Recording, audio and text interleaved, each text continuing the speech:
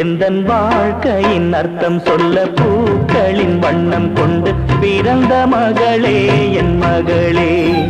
நான் வாழ்ந்தது கொஞ்சம் அந்த வாசத்தில் வந்துதித்து உயிரில் கலந்தா என் உயிரே.